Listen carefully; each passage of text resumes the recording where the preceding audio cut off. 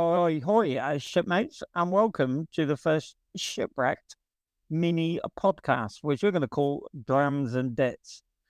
Why are we doing it? Well, one of the problems with doing podcasts, and definitely one of the problems when your contributors are separated by things like the Atlantic, is timing. Everyone's got commitments. All of us who appear on the podcast have jobs. So we're fitting it around family, work, all of those kind of things. We've got a really Gucci one coming up for you. It's going to be an important one. It's going to be something of an emotional one. We're going to cover HMS Sheffield and USS Stark, which were both hit by Exocet missiles. And we've got a very special guest, formerly of the US Navy. Unfortunately, though, he's on the wrong side of the Atlantic and the wrong side of the States. So there's going to be a bit of a gap while we square that away and then get it recorded. And me, being a genius, decided that we could fill the gap with a one-man whiskey review and a chapter from a favourite book, which means I've got to be the guinea pig for it. So this is a bit of a filler. It's a proof of concept. If successful, we'll do more. Tim and Rich, hopefully, will do one. We may even record one for the infantry. I don't know, the Hungry Caterpillar or Woggles Goes to the Fair. Something suitable. And what we're going to do is each reader will pick a nautical book and a favourite spirit. Doesn't have to be whiskey. It can be rum. Can be a brandy. Not Malibu, obviously. And we may even include a cigar into it. Who have I picked? Well, the Royal Navy has a couple of films which are very traditional and which form part of mess deck life. In Which We Serve is one, Above Us Are Waves. But really the most famous is The Cruel Sea. The Cruel Sea was made on the back of a book by a guy called Nicholas Monsarrat.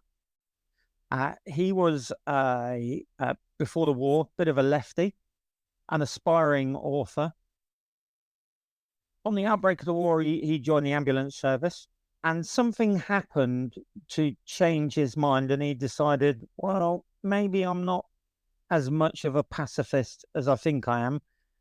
And as something of an accomplished offshore yachtsman, before the war, he decided to join the Royal Navy Volunteer Reserve. And he had quite a career on him. Once he finally got to sea, he seemed to have spent a bit of a period as a midshipman and sub-lieutenant ashore.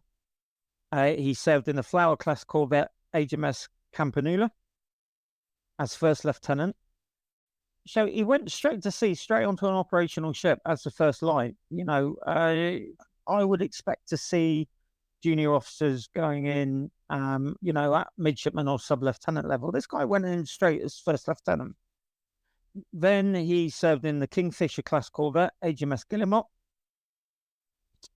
again as first lieutenant. Then the Kingfisher-class corvette, HMS Shearwater, as her CO. And then River-class frigate, HMS Ettrick, as CO.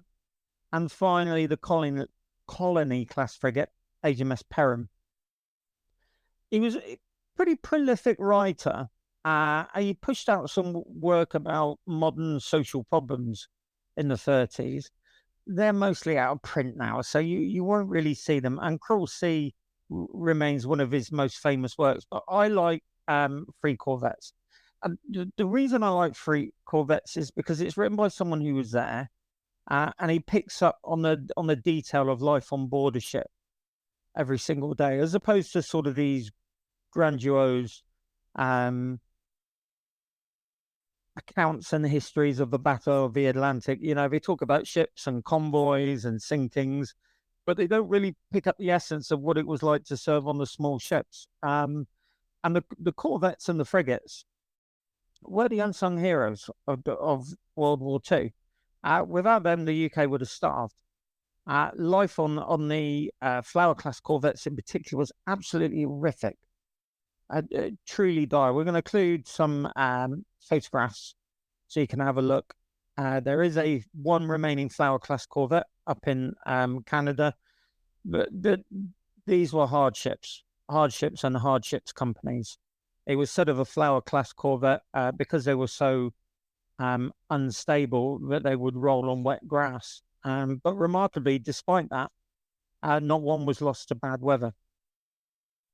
But, it was real washing your clothes in a bucket, food served out of a one chef galley.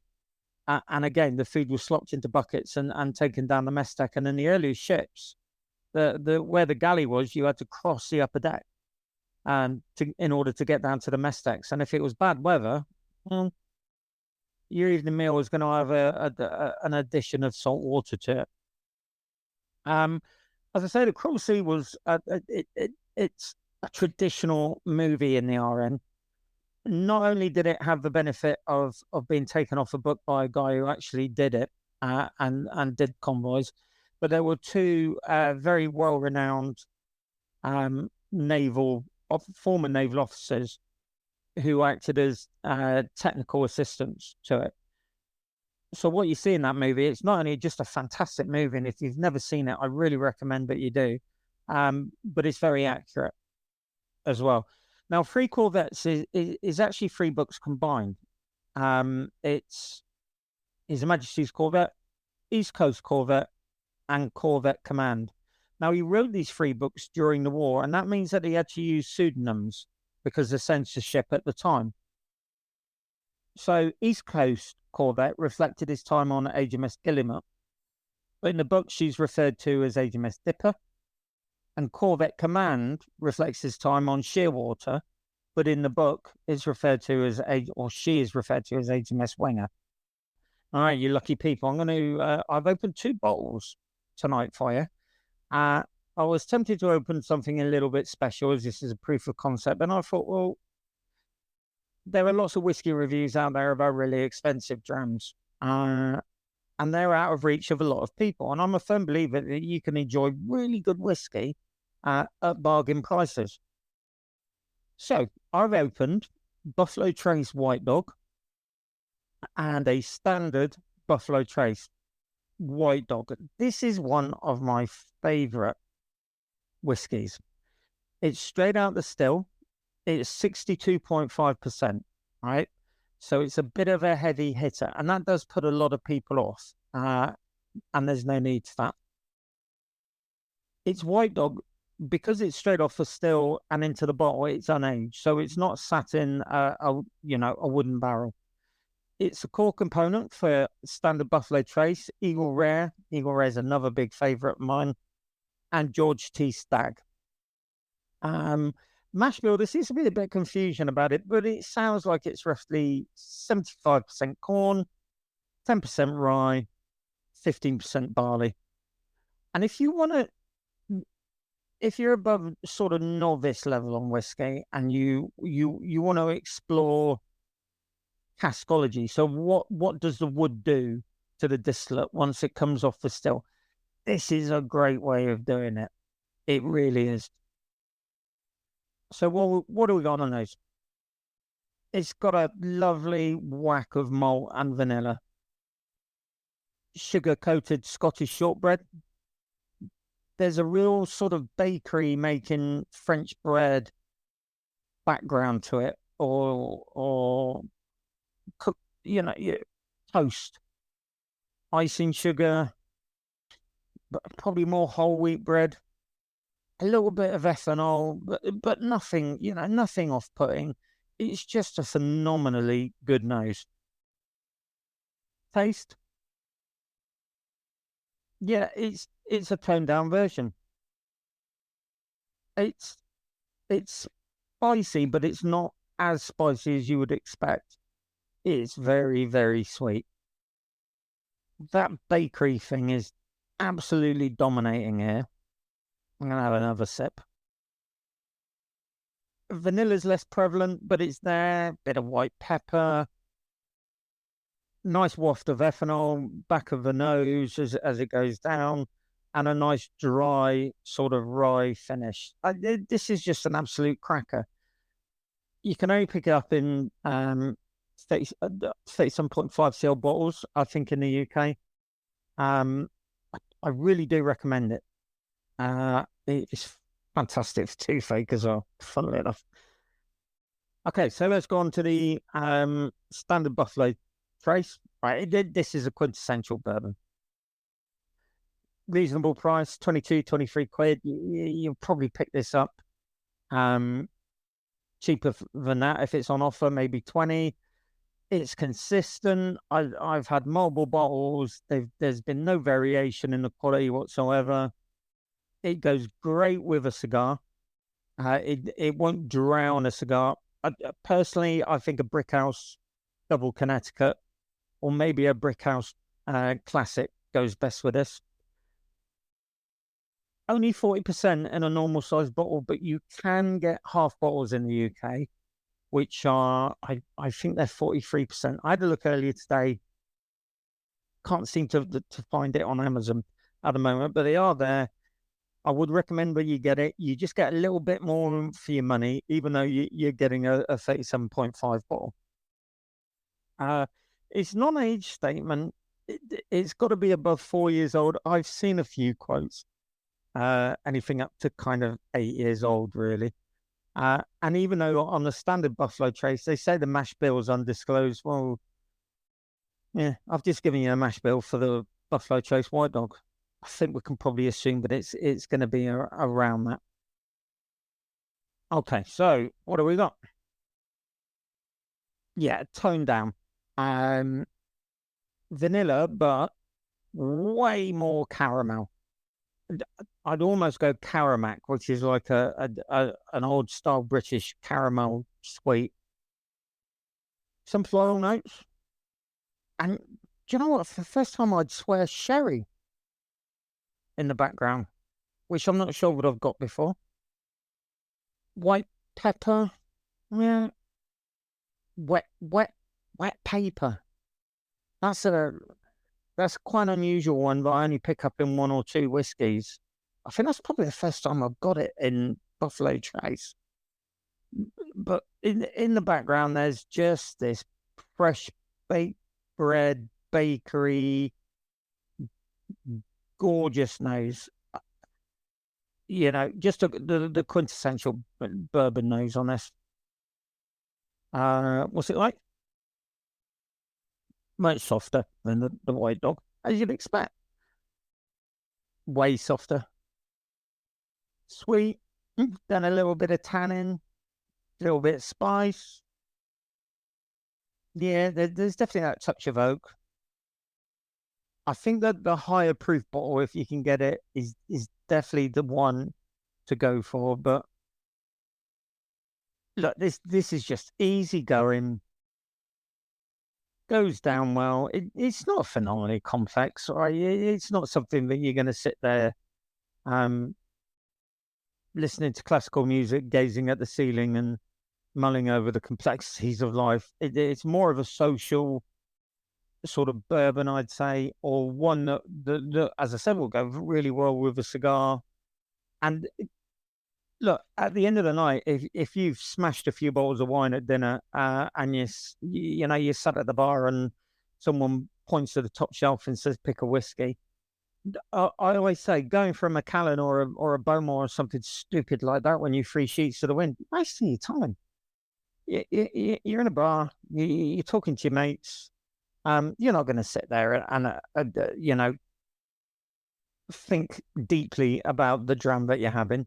You just want something that's going to be reasonably priced in a bar. Yeah. And that you're going to enjoy. And I think things like Buffalo Trace, Maker's Mark, Bullet, those three in the bourbon world, Woodford Reserve as well, they just fill that after dinner niche really nicely. And of course, they're sweet as well. So yeah, this is just a tip top. It's always in the stash. I will always have those four bourbons. The same as I will always have a bottle of Dartmoor whiskey. Although that might be a more emotional connection because I was brought up down that way. I will always have an Ejidor. I'll always have a bottle of Shackleton blended whiskey.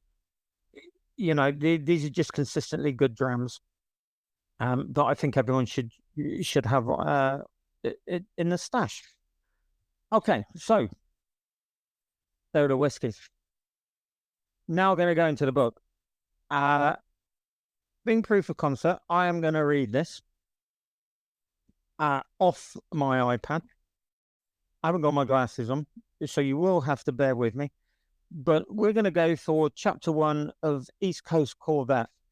And our aspiring commanding officer is in receipt of a signal, and he's getting drafted. So what do we mean by drafted? When you get drafted, it means that your time on board is complete, and it's time for you to move on. That can be to a shore base.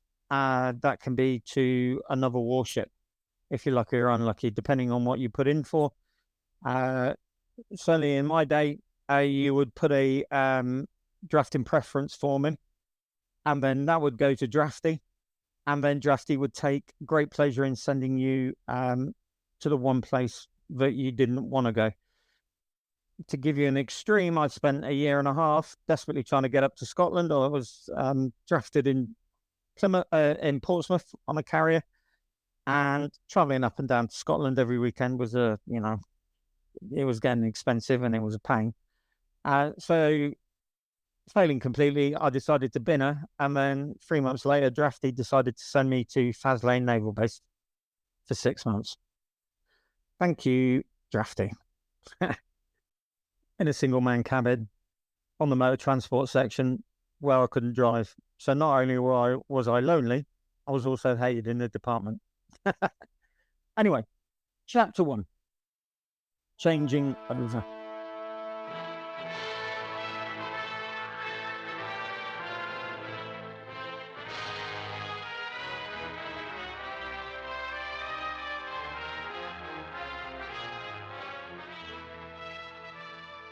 The expected signal was waiting for me when we got in after another 14 days flurry in the North Atlantic, and something in the leading signalman's eye as he handed it to me made me ask, "What's big news?" "Your draft sheet, sir." I read it with extreme satisfaction. It was far better than I had hoped for. Lieutenant Monsarrat appointed to HMS Dipper as first lieutenant, on relief joining. "You're lucky," said M when I passed it over to him. "But damn good ships, like small destroyers, twin screw, all the refinements. Of course, they don't stay afloat for very long." "Why not?" "They're on the East Coast, at least some of them are. And you know what that means? Hitler's front doorstep. A bomb every 5 seconds, E-boats for tea, mines in your suit. Have a big gin." "It'll be a change from this side." "Yeah, it certainly will. Like hail after rain." But I refused to be daunted. It was a change that I wanted, above all things. A Corvette in Western approaches is fine for a year, a trial for 18 months, and a matter of staying power thereafter. I wouldn't mind coming back to it in the end, but at the moment I wanted something different from the interminable 14-day runs, the foul weather, the startling crudity of the past 2 years. It wasn't that I felt I'd earned it. You don't earn anything in wartime, except the privilege of a tougher assignment. It was just that I was ready to welcome the second course of a meal, which had so far been all wind and gristle, piled rather high on the plate. And as readers of earlier pages may guess, I wanted the job of first lieutenant.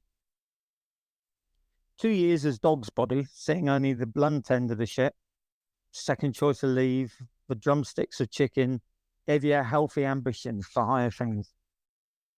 Leaving a ship is usually sad, no matter how good a job you are going to do, and this one was no exception. I'd served nearly 2 years in her, joining 10 days before she commissioned, up in the Clyde. Her crew had been virtually unchanged through that time. Together we had endured the Atlantic at its worst, the malice of the enemy, the few triumphs that had been our share of the Atlantic battle. There were men on board who I'd trust with my life, no matter how critical or violent the circumstances. The wardroom had a history of good parties, fierce poker sessions, talk that had often spanned an entire middle watch in harbour. The ship had been my home throughout a memorable slice of my life. She had taught me nearly all I knew of the Navy. She and her crew were a happy and successful entity, of which I had been a part. To leave her now, even for a job I had been looking forward to so much, was hard. But certainly there was a lot to do before I was clear. Books to be handed back, loan clothing to be turned in, stores to be accounted for or smoothly explained away, correspondence to be gone into with my relief. He was, as is always the case, a cautious man, a man much slower to sign for things than I had been myself. I fully expect to receive, after the war, a huge bill for paint, soap, and soda consumed by the upper deck department. He wanted to see everything, to feel over it carefully for snags or flaws, and only then, slowly and reluctantly, could he be brought to admit its actual existence and sign for it on the dotted line. The trouble I had, for example, in persuading him that the wardroom sugar bowl was a bowl, sugar, pattern 615 Echo, and not, as he maintained, a basin, slop, pattern 921, was really past belief. There was also the difficulty of getting the other officers to sign the audit of the contingency fund, which was another thing I had to get rid of. I'd expected a certain caution in this respect, and I was ready to meet all reasonable queries. But it did not seem to me that the lengthy rearguard action they fought over it was a suitable tribute to our 2 years as messmates. If I'd not been confronted by the stuff itself, I would never have believed it possible that so much assorted junk could be collected in one small cabin and remain unnoticed till the time came to pack. It seemed as if I had never thrown a single thing away during my entire time I'd been on board. I had originally joined the ship with 2 suitcases. I left it with 4, plus a naval kit bag, a wooden chest, and my sea boots done up in brown paper. The total freight assembled on deck by an awed quartermaster excited suspicions which were freely voiced by everyone from the captain downwards. The petty officers gathered in the wardroom, the beer was sent round. The coxswain cleared his throat and began, "I'd just like to say, sir." Farewell speeches look silly on paper, but they are moving under such circumstances as these. All the men round me had shared the excitement and the boredom and the testing times of the past 2 years. They had proven themselves loyal, dependable in crisis, good to be alongside when things were happening. Now I was moving on, breaking up a pattern on which I had come to rely. My new ship might be of the same quality. It was odds that she would be, but I was leaving behind me a known company of friends, a guaranteed circle, and a fine feel of comradeship in action. That was why when the coxswain, holding his glass of beer like a hymn book in church, cleared his throat and began a hesitating and audibly prompted speech, it was a moment of feeling and tension. But presently, the formalities done with, we were able to relax. The beer went round again as quick as a lasso, and there were jokes about bad weather and rolling, about our U-boat, about the book I was supposed to be writing on Corvettes. "I hope you'll keep me out of it, sir," said one stoker petty officer. "My old woman thinks this is a boom defence vessel." There was speculation as to what it would be like on the East Coast, speculation not wholly concerned with raising my spirits.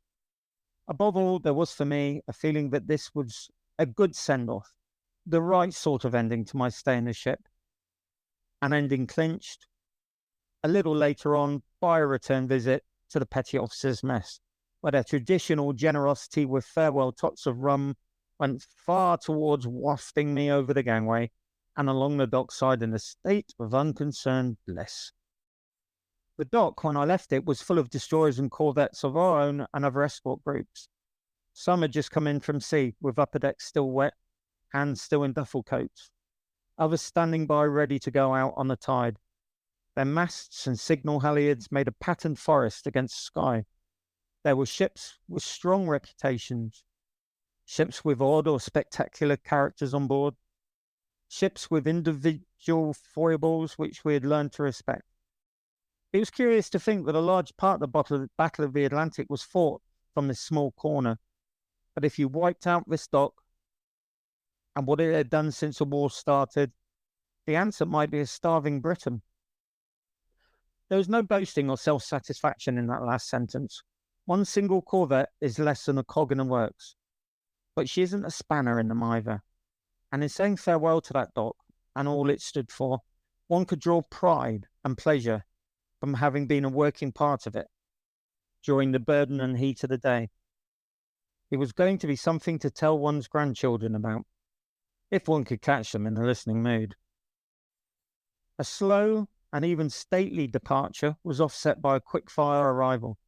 When I got to my new base and reported, I was met by a positive whirlwind of information and instruction, which swept me out into the roadway again, almost before I had time to salute. Your ship's lying out in the stream, I was told, and she's sailing in about 10 minutes. You'll just make it if you start now. You'll probably have to leave your gear ashore, unless it's all ready for collection. Better get moving straight away. I'll have a signal sent for a boat, if they haven't hoisted it already. Down the road, first right, then ask for the pontoon. Her pennant numbers are, in case you have to scrounge a lift from someone else. Goodbye, and good luck. I travelled all night, and I climbed aboard with a couple of minutes to spare, feeling like the tail end of a hurricane. Said the retiring first lieutenant who met me on the quarterdeck, we were betting on whether you'd make it before we sailed. It's about the only excitement that we get on the coast these days. Chapter 2. The Ship and the Job. Extract from the Captain's Standing Orders. First Lieutenant is the executive officer responsible to me for the cleanliness and efficiency of the ship and the discipline and welfare of the ship's company.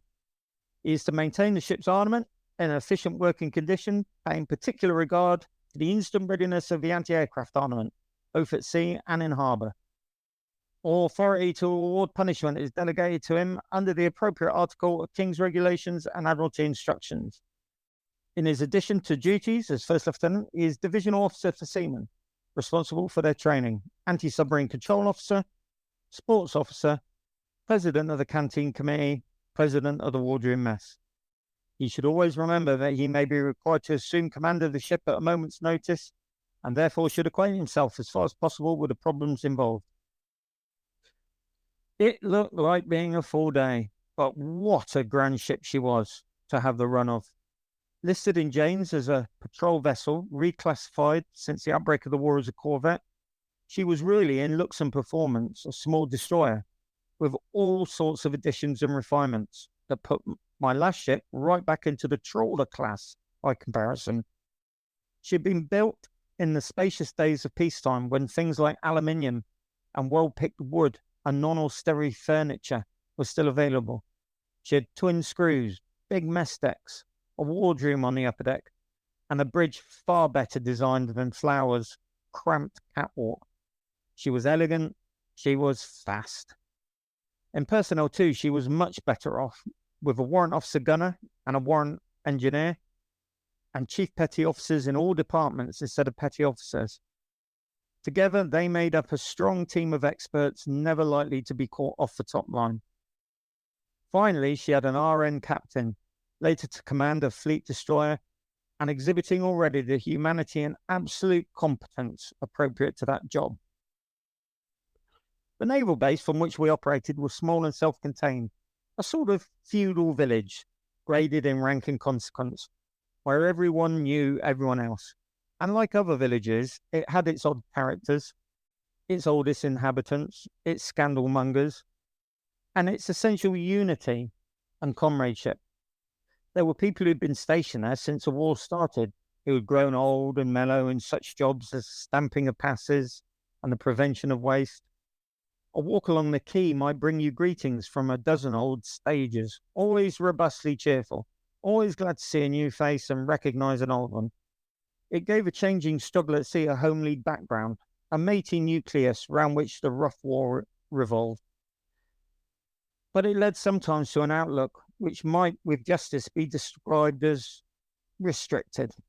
I well remember once visiting an officer of the worthiest character, but not renowned for his energy or application, and finding his whole office in a turmoil. Reference books littered the desk, papers were scattered on the floor, A filing cabinet, half rifled, was in drunken disorder. Good heavens, I said, startled. Pretty busy this morning? Busy? He exploded, banging his fist on an open volume in front of him. Busy? I'm furious. By God, I'll have the skin off their backs to this. Oh, what's gone wrong? Everything. It's criminal. They spelt my name wrong in the new debret. On another occasion, when I was talking to one of the secretaries whose department had recently changed its senior officer, "It doesn't make much difference to you, does it?" I asked. "I mean, won't you just carry on where the other one left off?" He shook his head with great emphasis. "Oh, no, nothing like that at all. In fact, there have been some big changes already." He pointed. "That desk lamp over there, that's new. And both of those bookcases. But the odd backwaters and eccentricities, by no means a general rule." The place was justly renowned as being one of the best naval bases in Great Britain. It had about it, both ashore and afloat, an air of unruffled solidarity and comradeship, which is the only sure foundation for successful sea warfare. Let's get back to the ship again, now the absorbing centre of my interest. She had been on this section of the coast from the very beginning, escorting those coastal convoys which every day of every week since September 1939 have carried the lifeblood of Britain to and from its heart. 2.5 years. That was of up and downs and ups, with the occasional patrol or a bit of mine laying as a picnic treat. It had been, and still was, a lively assignment. This was the quick trigger corner of the war, when things happen without warning. There were enemy air bases within a long biscuit toss. There were nests of E-boats lying in wait. There were sneak mine layers who could set a deadly snare under cover of darkness and then slide back unobserved. Danger seemed to go in circles. A quick flare-up of activity, a period of calm, another stroke of luck or skill which sent ships on either side to the bottom, an armed truce again. It was very different from what I'd been used to in the past. The Atlantic had been a matter of long drudgery, sustained tension. This was a lively three-round affair with a chance of a surprise knockout any and every round. Of course, as was speedily pointed out to me when I mentioned an odd scrap or two in Western approaches, adding a pinch of salt and 30% colouring matter to everything, things weren't what they had been on the coast. No, not by a long chalk. That seemed to be the current watchword at the time I joined the ships. Things were quiet enough now, but you should have been here a year ago.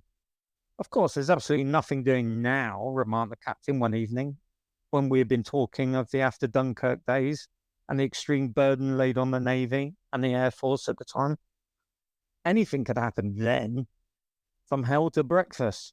But now, he waved his hand negligently. A few E-boats, every now and again. Aircraft, torpedo bombers, they seem to have given up dime bombing. Mines occasionally, things like that. Otherwise nothing? Damn all. But they have a Wren's dance every fortnight or so if you're looking for action. I found I had enough to do, however, without seeking action in any quarter. The first lieutenant, as the saying goes, is married to the ship. And it is not marriage which can be left to take care of itself or which flourishes on neglect. First, the ship has to be kept clean. Dipper was, when I took her over, by far the cleanest ship in the flotilla, and my ambition was to keep her like that. And that meant a constant struggle with a variety of enemies. Lying out in the stream at a buoy gave plenty of opportunity for painting the ship's side. It also gave plenty of opportunity to Liberty and provision boats, which, ringed round with oil-stained motor tyres, long overdue for the salvage dump, and the filthiest fenders imaginable, seldom left one in doubt that they had been alongside and had taken a clinging departure. One such chance visitor, expertly handled, could undo a whole morning's work with the greatest of ease in a couple of minutes. Another minor hostile element was the quayside dogs and cats, which, unless watched, would multiply aboard as permanent residents. They had to be kept severely rationed, and luckily I was backed up in this by the chief boatswain's mate, who had, or professed to have, his own sinister method of dealing with the menace. Once, when I saw him eyeing a small rat-like mongrel that had crept aboard and was being given half a seaman's dinner by a generous stoker, "Will you make arrangements to get rid of that one?" I said. "You can hardly classify it as a dog, and we've got a full quota already." "If we can take it to sea tonight, we'll be all right, sir," he answered. And then, lowering his voice, he added, "Those little ones sink lovely." My insistence on cleanliness of paintwork also brought me into occasional conflict with the gunner, whose ambition was to have everything in his department working, i.e., covered by a generous film of grease and oil. This latter state naturally included the ratings in the gunner's party, men only too inclined to make their mark in every compartment they visited. Here too, the age-old argument whether you can legitimately take hands off cleaning guns and set them to stone potatoes in the vegetable locker was waged unceasingly. But it was, of course, a matter of adjustment, and we gradually worked out an effective compromise. In any case, the ship had to be efficient as well as clean. Things had to work as well as to shine. Guns had to impress both the eye and the ear. I don't think I was ever really caught out over this, but there was one occasion when the ship's bell, never ordinarily used, but polished and repolished as a brilliant ornament for the quarterdeck, was found to be minus its clapper 5 seconds before a church service attended by a very senior and fairly devout officer. It was run to earth just in time, and a glad peal announced the fact, but the search for it was a splendid illustration of the phrase, "No stone was left unturned."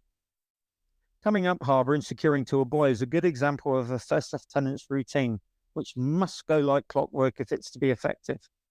It entails some preparation beforehand, attention to detail, and at the end, a busy quarter of an hour to which a lot of ground is covered. Yeah, I definitely agree with that. If you've ever been to a buoy, by the time the ship passes the harbour entrance, the bridle by which she will be secured must be shackled on and made ready, together with the various wires and heaving lines. The hands must be piped into their number 3 rig, if the weather allows, the duty boat's crew warned, the postman rounded up and held in readiness for his Pony Express dash ashore.